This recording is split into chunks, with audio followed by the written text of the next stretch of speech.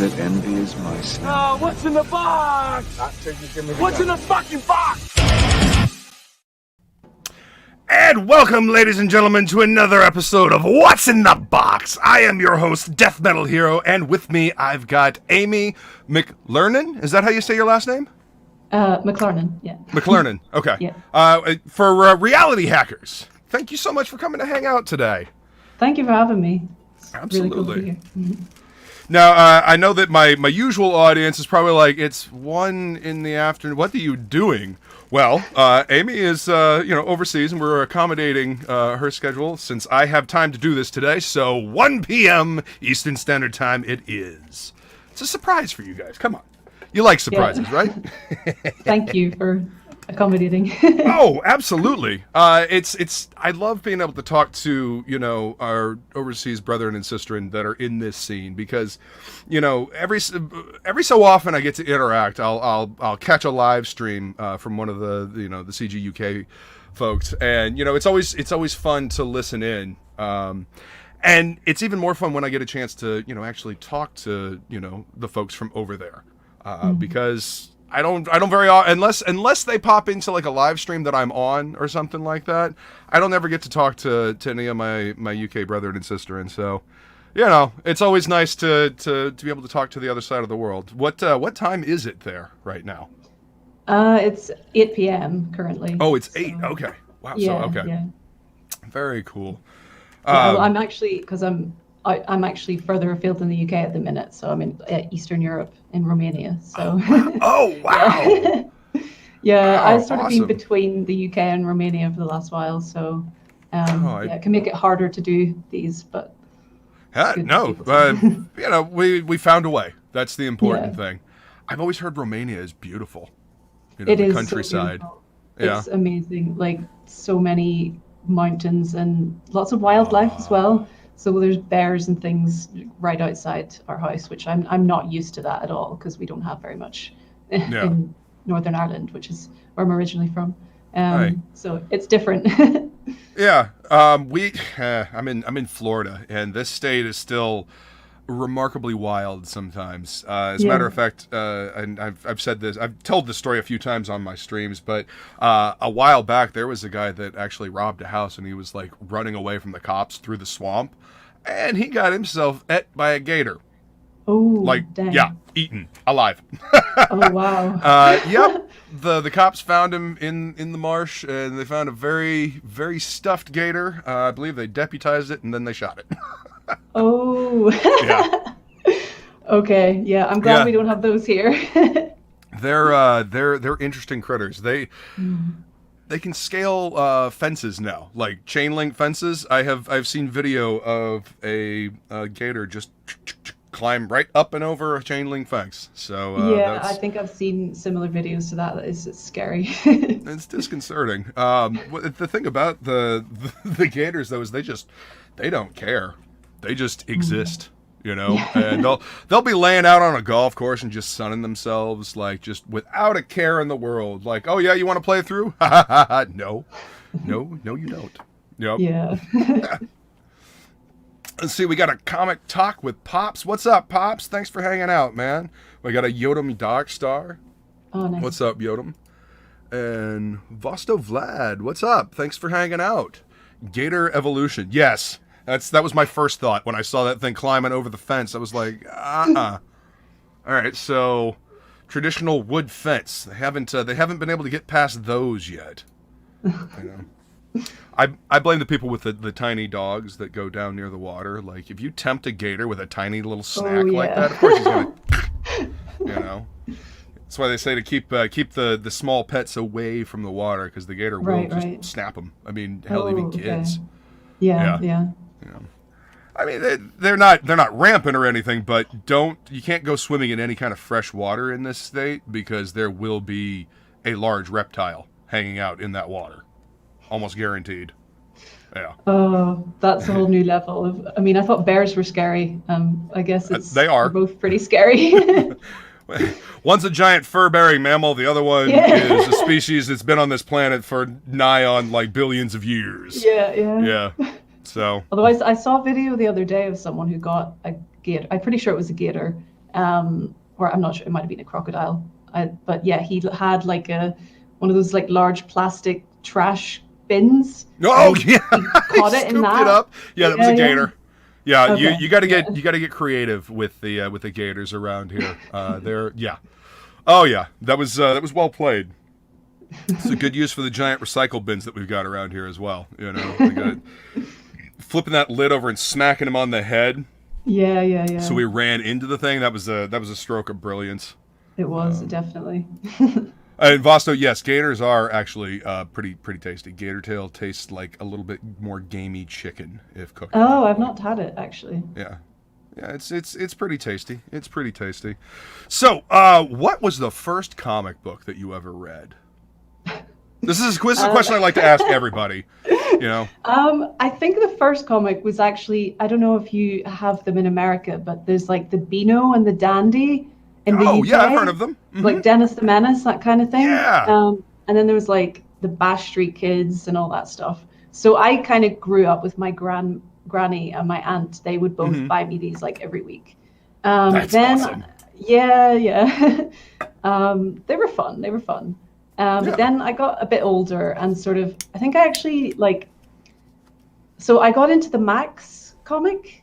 Sam Keith, the Max. Yeah. That was kind of one of my first like things that was outside of those kind of UK comics. And I just really loved it. I thought it was so weird and kind of different because I wasn't really into like superhero comics that much. I mean, the Max, I guess, is kind of still a superhero comic, but it's just weird and it's not conventional in any way, really. It's a very off-kilter superhero type comic. I mean, he's got a costume and all, but it's very, very psychological. Yeah. So that had a really, really big influence on me. I think definitely the psychological aspect of it and how it kind of went into those inner worlds and kind of switching between different planes of existence and that kind of thing. Yeah. And yeah, so kind of since then, I've always been on the lookout for different comics that are like that or that have that kind of vibe to them. And I kind of try to bring that into my own work as well. Well, I mean, making stories you wanna read. You know, writing stuff that you want to read, telling a story that you want to listen to. Yeah. You know. Oh, definitely. Thank you, sir. This is Strider. I got this a long time ago. You know, just because. I mean, you got it. I think everybody should have a good pipe like this. You know, it's very calming. You know, it's good. Contemplation, coffee, my pipe, contemplation. Yeah, it's a good way to spend the morning. That's for sure. I think my first comics were Spider-Man, Batman, and the Fantastic Four. My dad got me into them. You know, and it was I couldn't even read when I got them. I was 3. So I was learning how to read with my mom. She was teaching me with flashcards, and I was very motivated to learn how to read because I wanted to know what Spider-Man, Batman, and the Fantastic Four were saying. And I distinctly remember like kind of like a cloud lifting. You ever play what is it, Warcraft, where you have to go in like the fog of war, like you have to move the fog away. It was. I remember in my mind the words just kind of coming clear and this fog lifting, and I could suddenly understand the stories more because I could look at them and I could kind of tell what was going on with the pictures, but I was making up my own story. As soon as I was able to read, it's just like oh wow, and ever since then I've had a huge love affair with reading. Books, comics, audiobooks. Yeah, I think that's a nice way actually to like teach kids how to read. I think is by using comics because obviously they're going to be interested in the imagery anyway in the first place. Absolutely. Yeah, no, I always really loved it as a medium because like I'm an artist kind of first and foremost, but I always liked to write stories when I was like a little kid as well. When I was in school, I was always really into the creative writing classes, and I love just being able to combine those two things into its own thing, and using the words as a form of art as well, and sort of mixing those with the imagery. I really love that. Painting pictures with words, absolutely. Yeah. They kind of go hand in hand.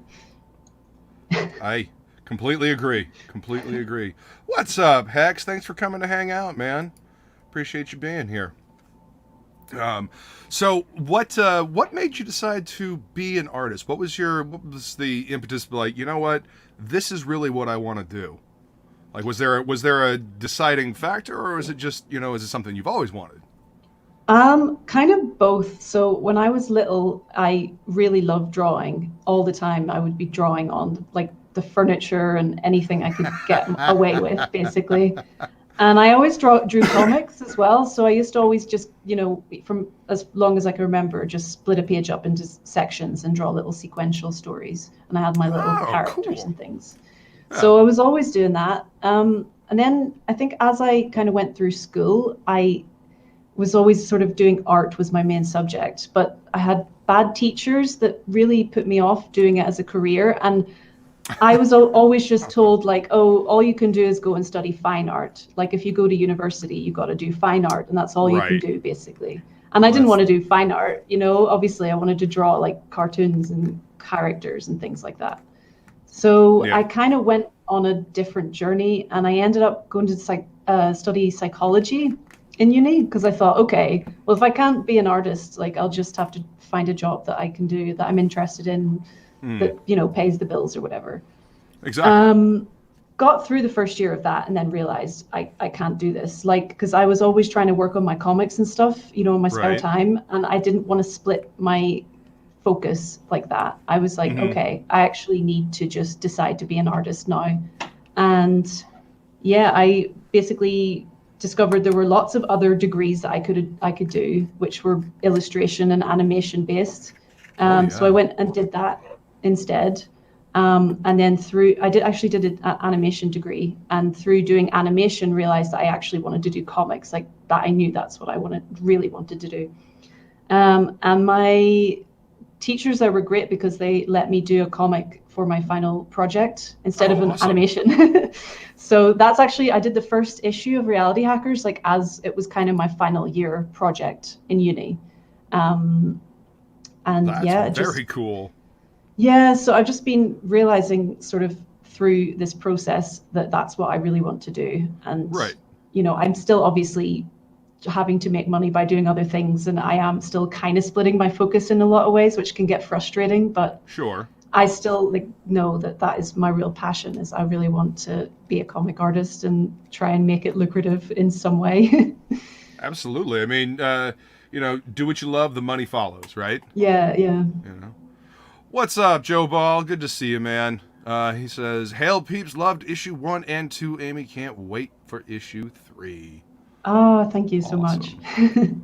And Hex, is the first issue of Reality Hackers going to be available again, Amy?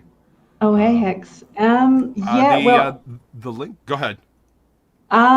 So I'm kind of in the process of setting up a shop on my website where people will be able to buy the issues. Like, I'm going to basically use a print-on-demand service for that.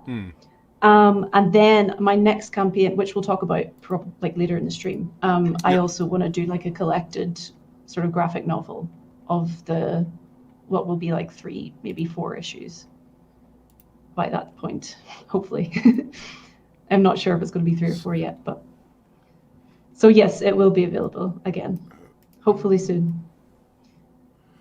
Well, I was actually taking a look at your website today. It's I love how smooth the animation is. It's nicely done.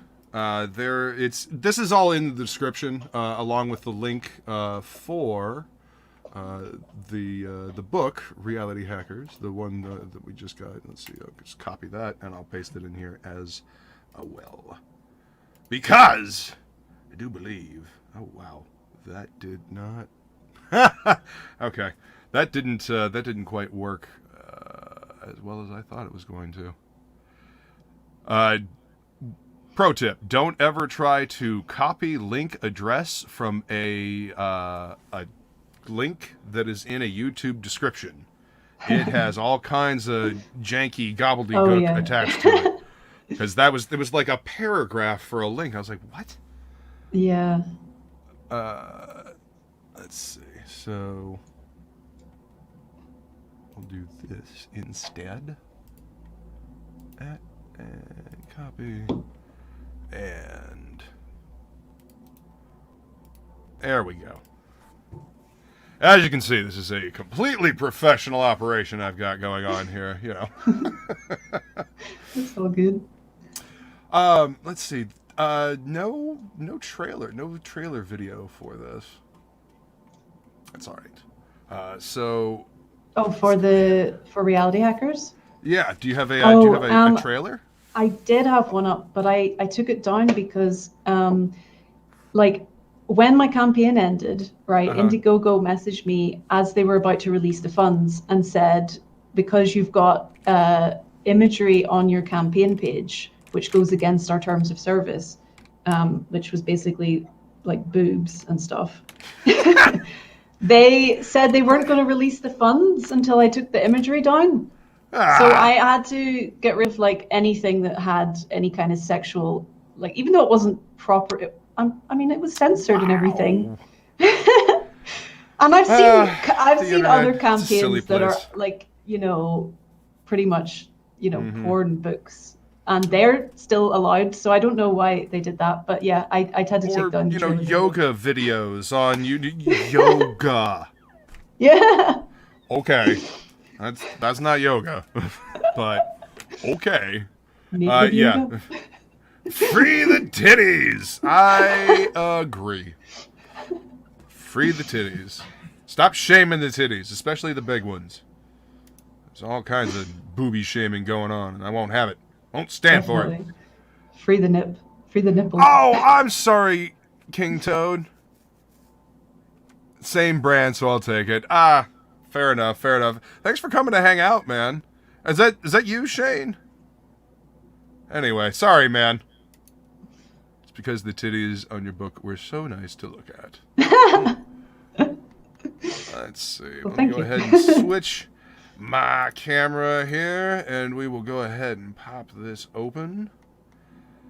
So, go ahead and tell us where the idea for Reality Hackers came from as I cut this open.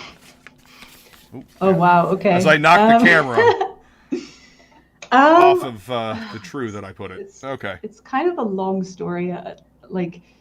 Well, I always knew I wanted to draw a sci-fi book. And then, you know, as I wasn't sure what I wanted it to really be about. I had lots of different ideas.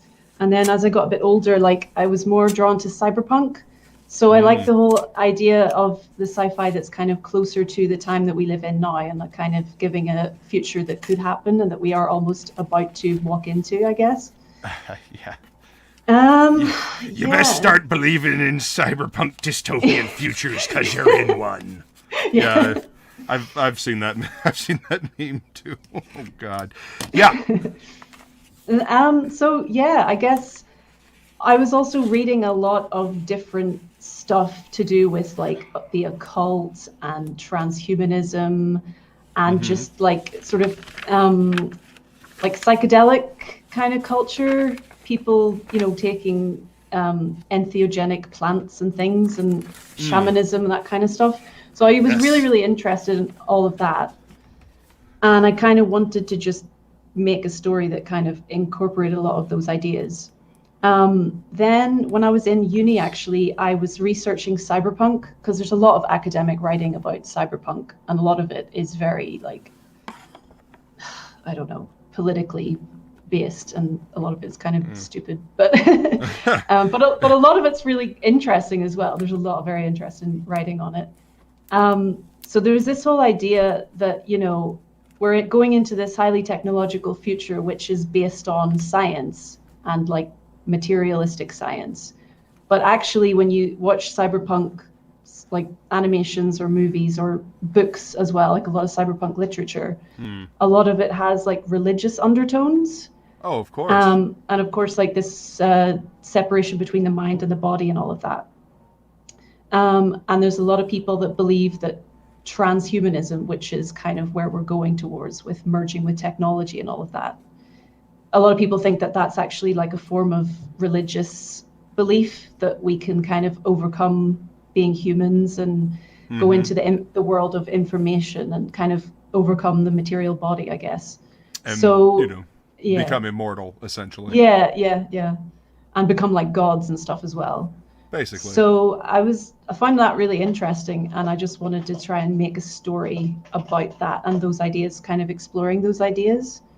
And I guess my understanding of all that is continuously evolving. So the story is probably going to also be continuously evolving, which is a good thing. But yeah, it's my attempt to make sense of all that stuff, I guess. Awesome.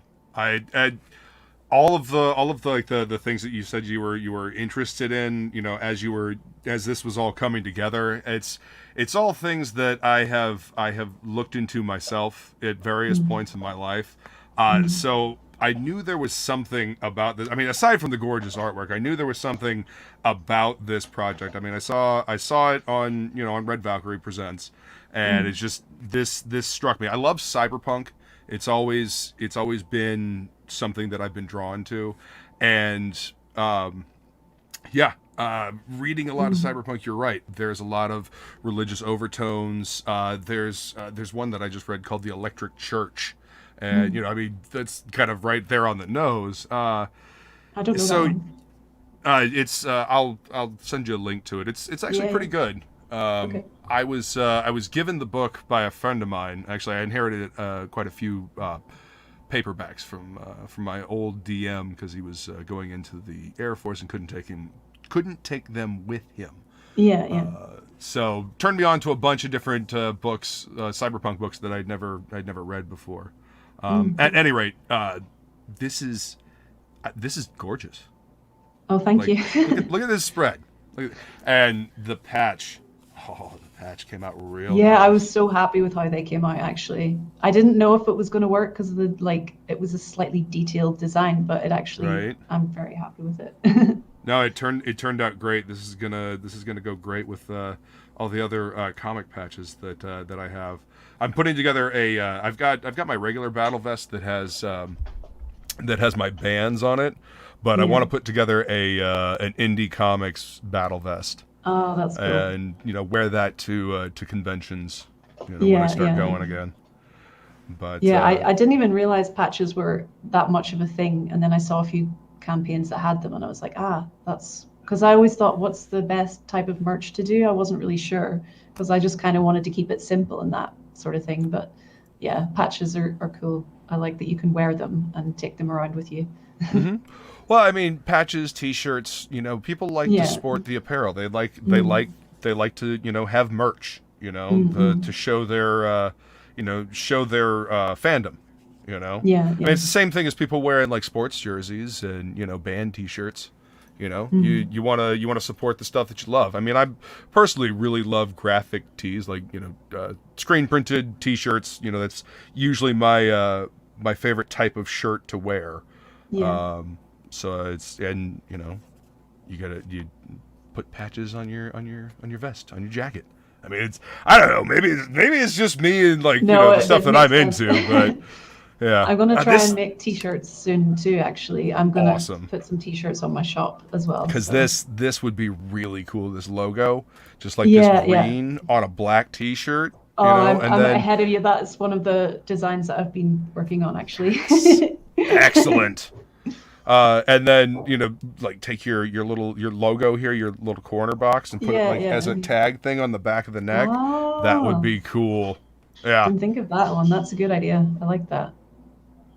This is awesome. Look at this beautiful cover. Carl just killed it. Oh, I know. Carl is awesome. He's so good. Yeah, he is. I cannot wait for Deathswarm. I know. It's like I need it. Oh yeah. Yeah, I really was so excited to see him drawing my characters as well. I don't know why. It's just when you see an artist that you really like drawing your ideas, it's interesting. Really interesting. Well, I mean, he does draw the ladies quite well. Yeah. Look at that back cover. That's gorgeous. Oh, that was my original design for the cover, and then I wasn't that happy with it, so I was like, no, I need to get a better one. I love the cover stock too. Wow, it's that kind of, what do they call that? Is it like a matte finish? Yeah, it's like silk, I think. Okay. I'm not sure. I've not actually seen any other ones that are similar to this. This was a comic printer in the UK. Yeah. I didn't use him the second time round, and I'm not sure. I would quite like to know what people prefer actually, because I kind of Okay. prefer the more like glossy, thinner pages. I felt like the pages on Hmm. this were a bit too thick just for my personal taste, but I don't know. A lot of people seem to Okay, like it the though. interior pages. No, I can see what you mean. I Yeah, really like the. I guess it's maybe a satin finish or something like that on this cover. yeah, I've yeah. never actually seen that on a floppy before. Mm. That's really cool. Yeah, I might I actually mean, see if we it can feels do nice in the hand. if You we know. could do a combination of like that on the cover and then glossy on the inside or something. That'd be Mm-hmm. interesting. Absolutely. But yeah, I like it, and the colors really come through. This is, I Yeah, mean, this is Carl's color palette too. You yeah, know, I yeah. can always tell a Carl piece because of the absolutely sexy, bodacious babe usually in the Yeah. picture, and then the color palette and that wicked grin. Yeah. You Yeah, know, yeah. See that I knew you could draw that character well because I always drew him with the crazy grin, and I was like, yes, I knew Carl was going to do that well. excellent. So, what year did you say that this story kind of started percolating in your head? What year was that? Oh, well, the year, I mean, I started putting ideas down about 7 years ago, I guess, but this issue was released in 2019. So I guess that's when it kind of started to all properly come together. This is awesome. Oh, thank you. I love the page layouts. This is going to be a lot of fun. What is what is your favorite cyberpunk story uh, that that you've come across over the years? Oh, that's Maybe, a hard one. maybe a I better don't know. question is what is the Yeah. story that made you really love cyberpunk, that like sold you on it as a genre? I guess. Look at And this. it's This is so probably maybe cool. it's probably a cliche, but I really love Ghost in the Shell, Sure. and I did sort of study it when I was at uni as well. When I was reading all this academic stuff, I Mm. we had basically to basically get a degree in art, you had to do the theory side of things, obviously. So we had to write a dissertation, and pick a film or movie or something that we liked and analyze it. So I did Ghost in the Shell, and just through doing that, I really came to appreciate it on a whole new level because there's so Mm. much kind of. I mean, you can read a lot into it. Probably it's a bit subjective, but there's so many like undertones and things to that movie and Oh the yeah, manga and stuff. there's a So lot of layers to Ghost in the Shell. yeah, It's yeah, it's beautifully done. It's that's cool. Oh, this is the soundtrack I've been hearing about. Yes. yeah, yeah. That's a Vosto. Who's in the chat at the minute. Yeah. I think he's still there. Excellent. Hat, Magic Cop, Testament, Reality Hackers. Is that Joe Catapano's book? Yeah, yeah. Star Circuit. Yeah. Star Circuit. Thank you. And Carl O'Rowe and That's a is it Transformers? Transformers Reanimated. I don't think it was a CG book, but it was just another book that Vosto did soundtrack for. That's awesome. And my boy Vaughn with Yeah, Monster yeah. MD. Yes. Absolutely love that book. Okay. This is the second issue is thicker than the first issue. I can feel it already. What's the page count on the first one? First one was just 22 pages, and the second is 28. Okay. So yeah, they keep getting longer as I go along for some reason, because the third one I'm working on at the minute is going to be like 32. So yeah, And nothing wrong with that. I'll it's always kind take more of story pages. yeah. I think I realized I was trying to cram a lot into.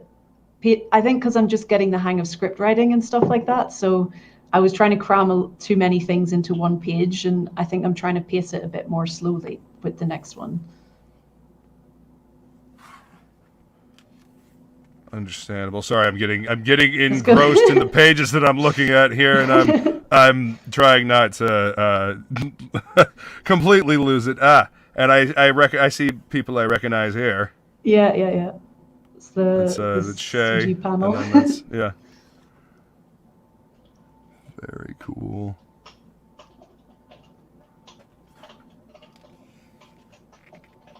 I was quite happy with the print quality on these as well. Yeah, no, the pages feel good. Let's see, thickness on that page. You said that the pages in the first one seemed too thick to you? It just felt a little bit too thick. It doesn't have that kind of floppy quality that I like in a comic, if you know what I mean. It's sort of, it's not, doesn't bend as much or something. I think that's probably due to this cover. This cover is a unique kind of coated stock. Yeah. Even on the inside, you know. I mean, I like the way it feels, but yeah, this honestly, this feels, the first issue really feels like a legit indie comic from like maybe the early 2000s, late 90s, early 2000s, while they were, they were experimenting with paper and print quality and whatnot, and your color palette choice, your balance of dark and light and the lines, it really does remind me of that as well. I mean, I love the style. I think I'm definitely completely influenced by things from that kind of era, or even like 90s stuff as well, just the kind of the bright colors and the high contrast kind of black and whites and stuff as well. Absolutely, this is awesome. And the kind of neon aesthetic, carried over from the 80s. I mean, because the early 90s are essentially, the second half of the 80s. Because at least in my opinion, the decade before doesn't really end until maybe the fourth or fifth year in the next decade. Yeah, that's a good way of thinking of it, actually. Yeah, I think when I was putting the colors together, I was listening to a lot of synthwave and stuff, which is obviously 80s influenced very much so. Very much so. Those pinks and purples and stuff.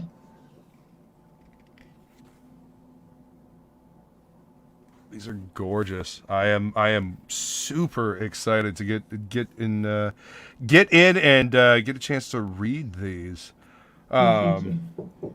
Is there any particular artist that influenced your style? Is there one that you is there a book that I don't know, artist wise, that you always gravitate towards? Who's your favorite? I really love Transmetropolitan. Yes. What's the artist's name? Derek Robertson. Derek Robertson. Yeah. Yes. I think I really love that. This Spider Jerusalem as a character and everything, and I mean, it's hard to pinpoint my own influences sometimes, but if I had to pick someone and a book, that would probably be the one that absolutely I think influenced this book, because obviously the cyberpunk thing and just the crazy maniacal grin, facial expressions and stuff like that.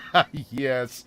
Yeah, Spider Jerusalem is definitely one of those ones that always had the maniacal, I am fucking up to something grin. Just in sort of putting an unknown substance in his eyeball and things like that. Yeah. Oh man, I'm gonna have to go back and reread Transmet. It's been a few years since I've gotten I've sat down and read it, but that is easily one of my favorite series. It is so good. It's really good. And the sort of writing style as well, Warren Ellis's style is, I mean, I would never say I'm anywhere close to that, but it's influenced me a lot. So. Oh, sure. I mean, just his way of characterizing, his way of, building a world around the characters that you're following. Mm-hmm. That's what I've always enjoyed about Warren Ellis. He makes you feel like you're in that world. The world feels lived in. As absurd as Transmetropolitan got, it still felt like a real lived in world. You know what I mean? Yeah.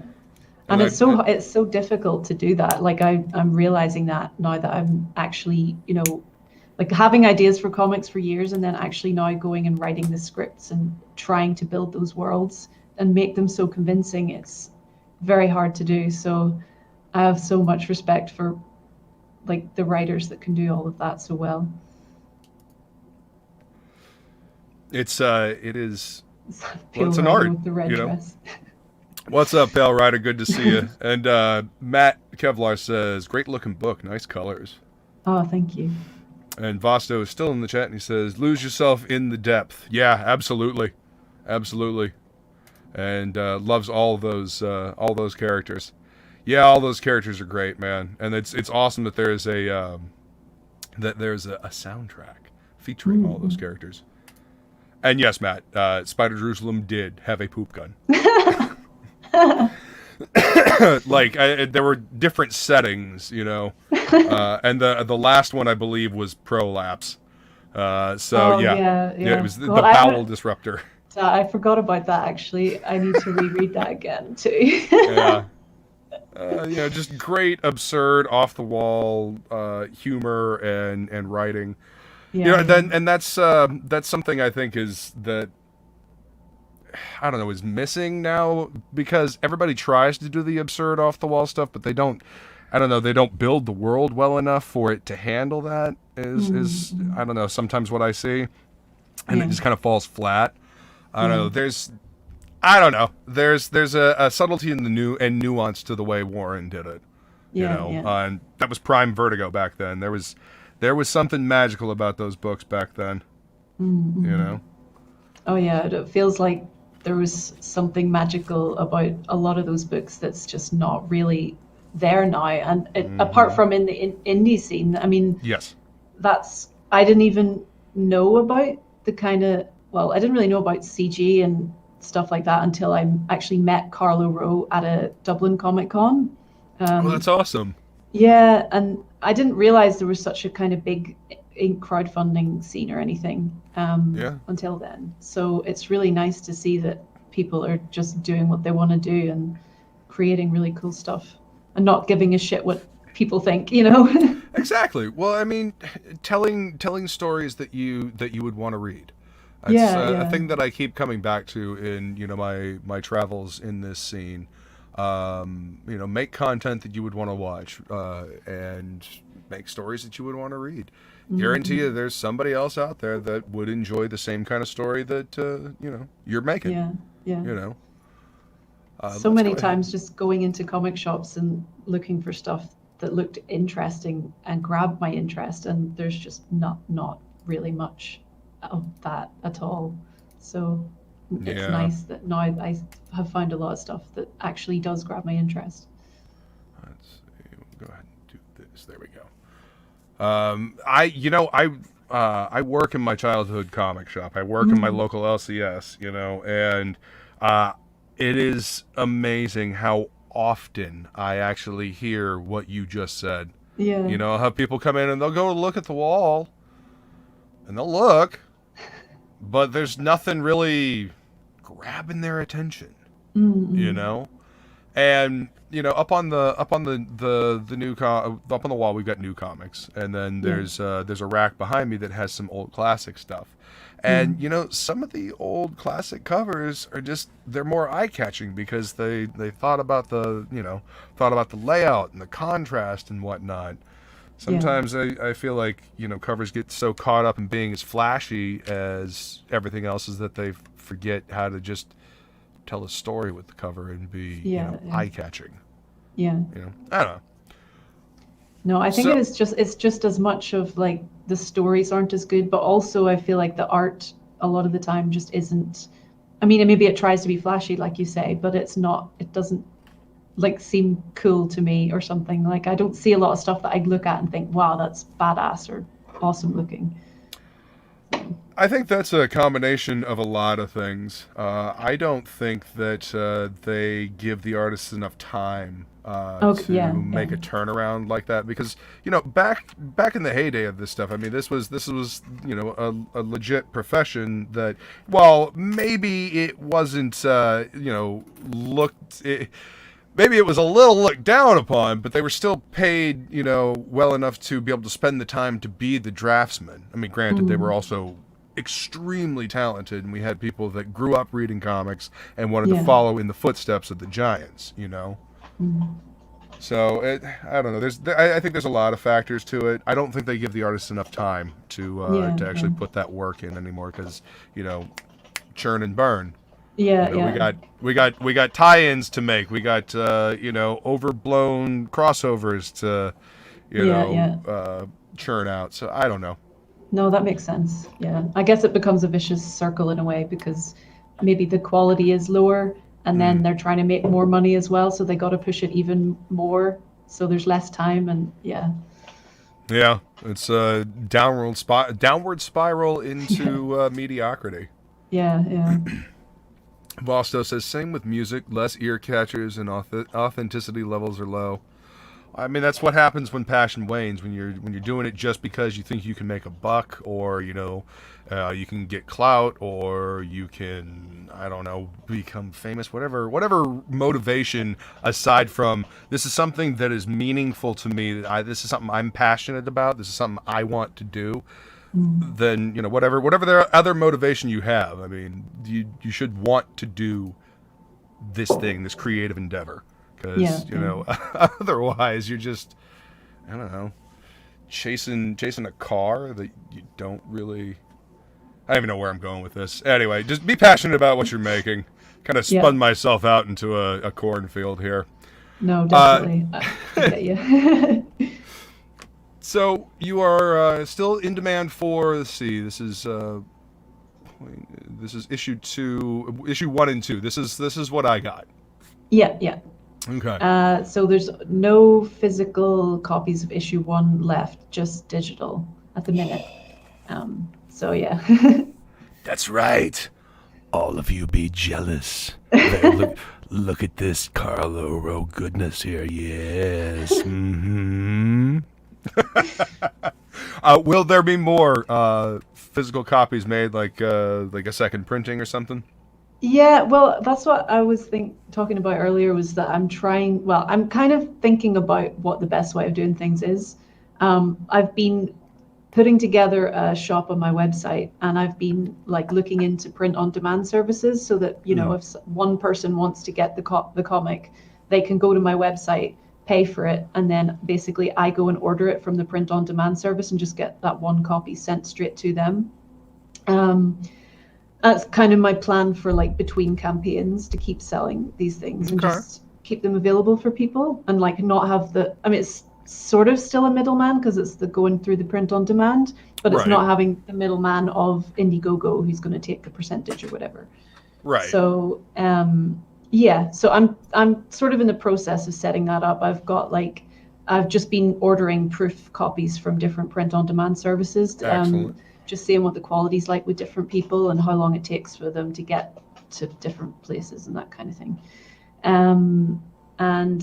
Then I will be doing a third campaign because this was my second campaign for the second issue. So third campaign. By the way, I really appreciate in the campaign having a catch-up tier to be able to get 1 and 2. That's that's fantastic for when you miss the first campaign. Sometimes you miss out on a campaign, and it's always nice to be able to catch up. Yeah. That's what I'm sort of trying to figure out as well, is for the next one, I would like to do a graphic novel collected with, multiple issues. But then for the people who've already bought, who've already supported these campaigns, maybe have single issues available as well. So I'm not too sure what way I'm going to do that yet. So I might have to do a bit of research and find out what maybe other artists have done in the same kind of situation. But yeah, it will be available again and through my website soon, probably. Awesome. And that's probably the next logical step for something like this. Do the the prestige format, that comes with the awesome prints and the patches, and then you do a website edition. That's just the standard edition or the newsstand edition or whatever. Yeah. Yeah, and some of these print-on-demand companies are pretty good quality as well. I mean, I've tried a few different ones now, and some of them aren't so good. But a couple of them are pretty good. I mean, I would say pretty much the same kind of quality as that issue 2 that you have. So it's not Excellent. bad, really. Yeah. And it's No, a it's bit more expensive, but it's yeah. I mean, just as long as it's not cost prohibitive expensive, then you're good to go. Yeah. So my plan is to maybe use different print-on-demand companies, like depending on where the person who ordered the comic is from. So, there's some companies that are based in the UK and others in America and stuff. So yeah. Well, I mean, that way, you aren't massacred with shipping charges. Yeah, exactly. Because shipping is horrendous, to say the least. Right, definitely. Especially when trying to ship from overseas, sure. and to overseas. So when do you think issue 3 is that what's next for you? Are you just continuing on Reality Hackers, or do you have anything else that you're thinking about working on? I'm working on a script for issue 3 for Reality Hackers right now, and that I'm sort of loosely planning for that to be out next year sometime.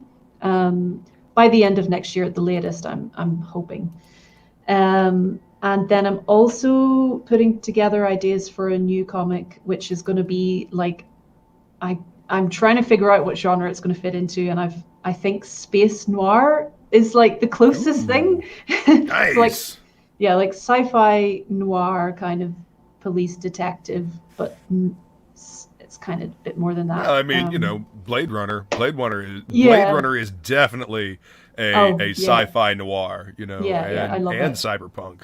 Yeah, it's so good.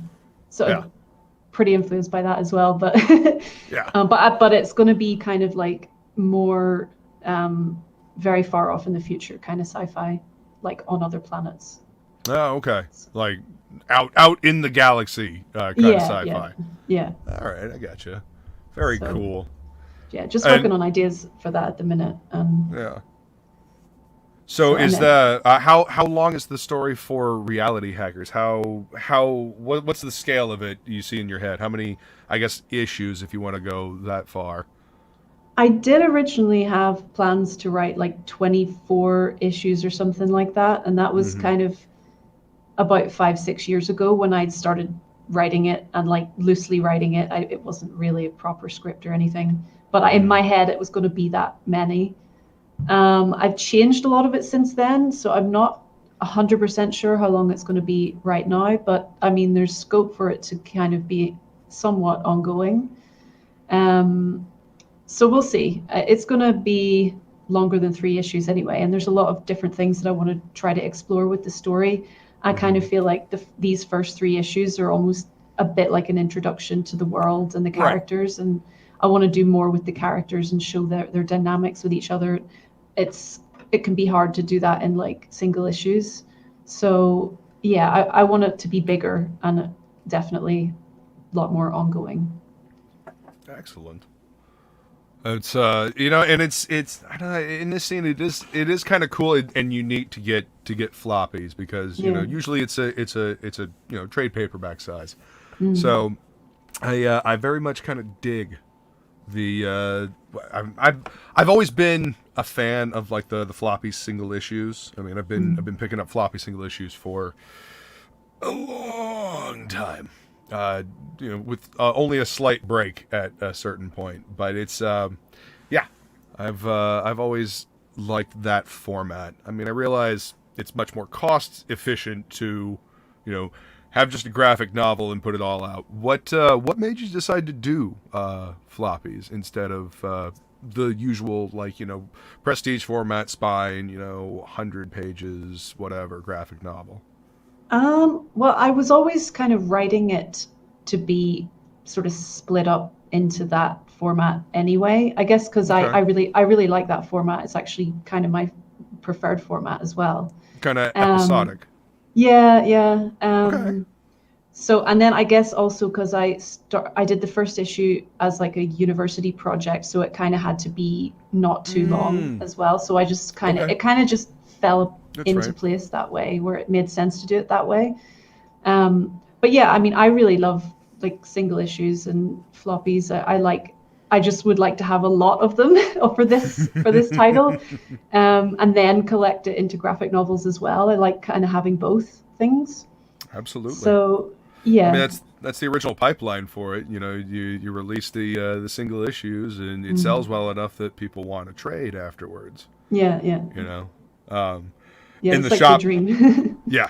Well, I mean, in the shop, you know, oftentimes people are like, oh, I'll just wait for the trade, and it's like, yeah, well, if you don't buy the single issues, there may not be a trade. Yeah. You know, I always would like buy the issues, even just to see if I like something. I'd rather do that than buy the trade. So yeah, I mean, you get this chunk of a book, and you get like, you know, 1 issue's worth in, 2 issues worth in, and you're not sold on it. You're like, got this big old book that I don't even want. Yeah, that's that's rough. I mean, you know, 22 pages. You know, I've heard comics described like it's like writing haiku. You got only so much space to tell this story and catch the reader's attention. You know what I mean?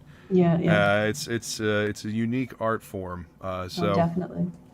You know, I mean, I love the long form graphic novel, but there's a certain, I don't know, there's a certain writerly quality, I guess, to being able to write within the confines of a single issue.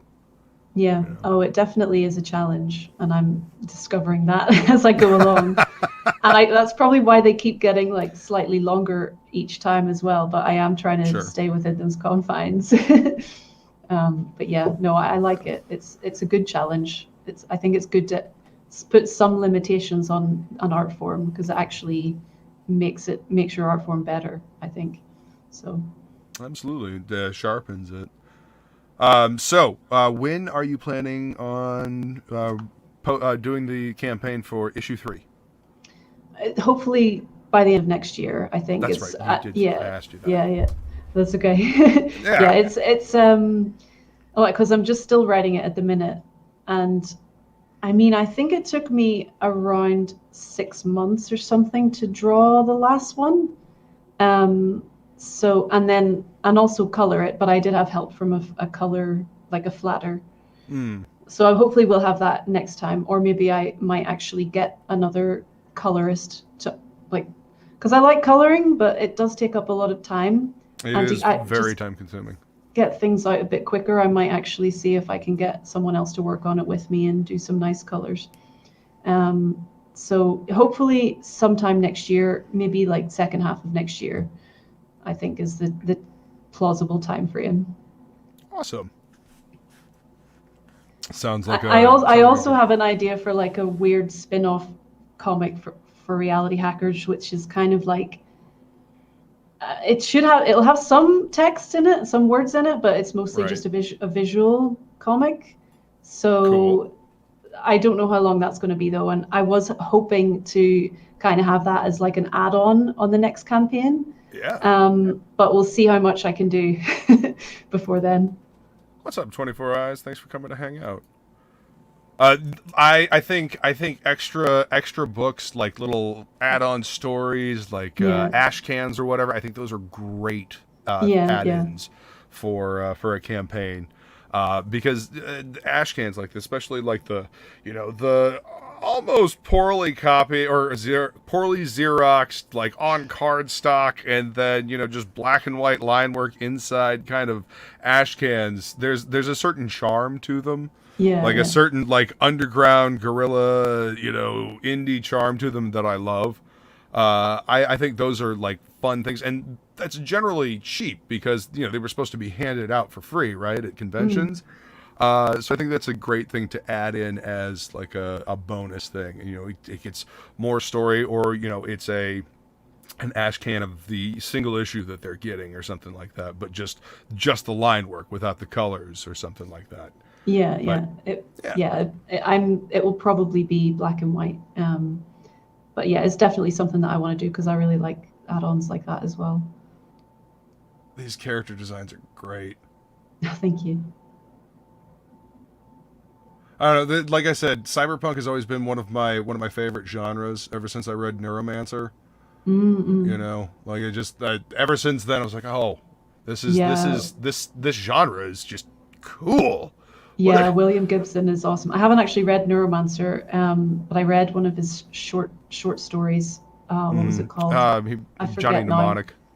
It wasn't that one. It was something about ice. I forget now, but it was really good. Oh, he's a great Ice writer. Chrome or something. Yeah. Burning Chrome. Burning Chrome. Yeah, that's it. Yeah, Burning Chrome is a good book. Yes. His whole Sprawl trilogy is great, and you know he actually kind of comes back to that world and does a bunch of short stories. I think that's where the Johnny Mnemonic comes from. But let's see. I believe the second one. What was it? Is it Mona Lisa Overdrive, or is that? Yeah, I think so. Yeah. Does that count Zero? Yeah. Anyway, I can't remember which one is the second book. But Count Zero was one of my favorites, just because it was. I guess Count Zero was the third one. Anyway, I'm going horribly off track here. Cyberpunk is a great fucking genre, and I am very excited to dive into this. Do you guys have any questions out in the chat for Aimee about this or about Cyberpunk? Beautiful. Yeah, I really want to read more William Gibson. Actually, he's like, it's just talk about world building. Yes, it's awesome. highly recommend. Did you see the show Altered Carbon on Netflix? I haven't seen it. No. Okay. No. Well, I mean, go read the books. Watch that also. Yeah. Okay. Well, go read the books. The books are great. I mean, the first season of Altered Carbon is really good. Yeah. I haven't watched the second one, so I can't comment on it. But the books by Richard K. Morgan, they're great. The Takashi Kovacs series, really well done, in my opinion. Anyway, I listen to them audiobook. Sometimes audiobooks can, elevate a book beyond, just the writing. Yeah, I'll check that out for sure. Definitely worth it. Is there anything else that you want to share with the audience before we go ahead and wrap up here? I don't think so. I already talked about my shop plans, but it's not live yet, so I can't really show anything. But yeah, that will be coming live on my website at some point over the next couple of months, I would say. So if you want to follow me on like social media or anything, I'll be putting posts about it on there. So. Let's see. And before we go, we'll take a look at your website. Let's see, I'll bring this up here.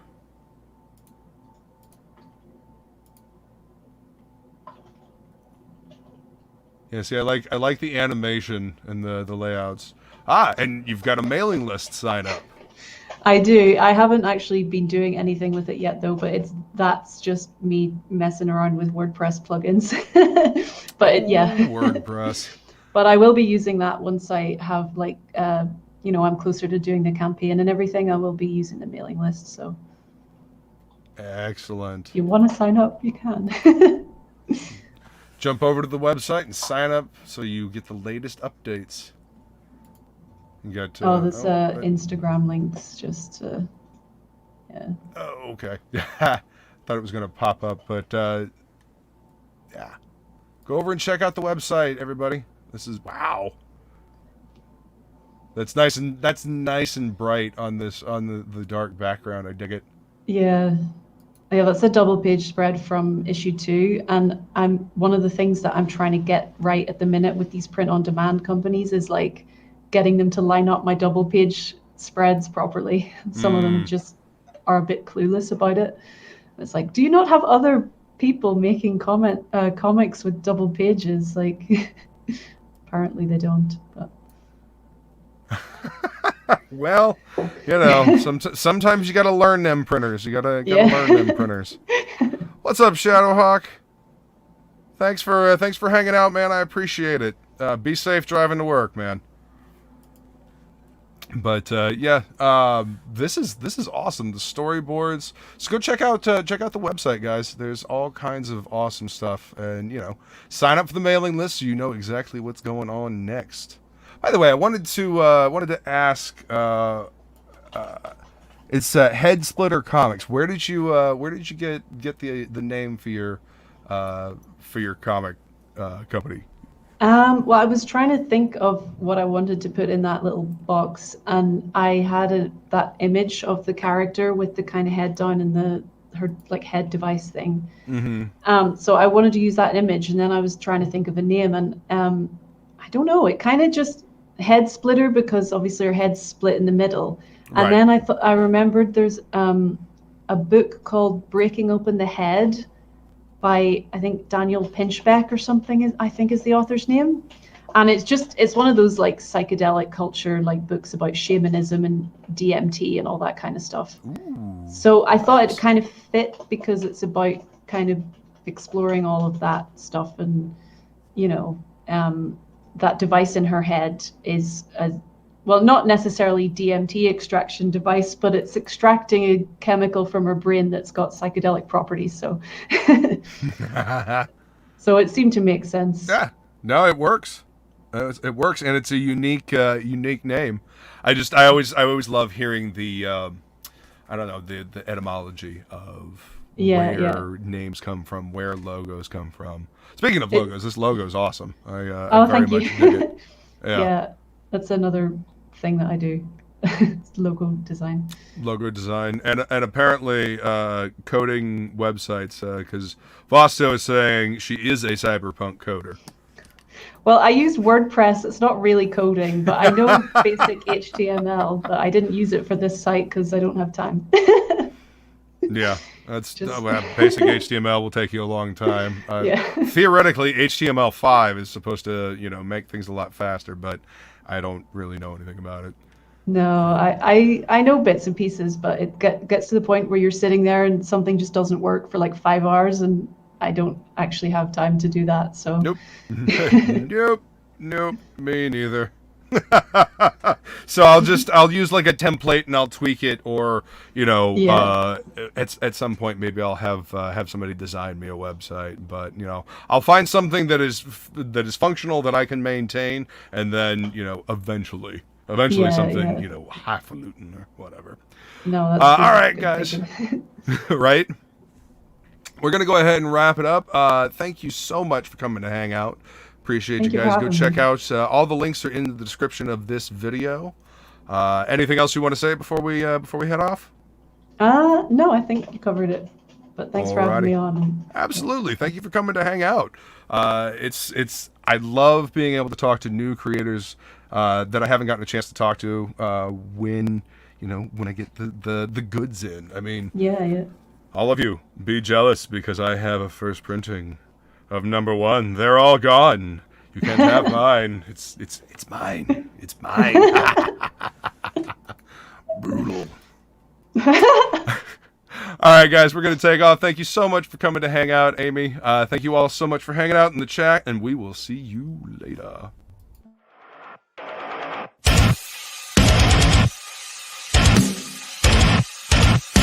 Seems that envy is my sin.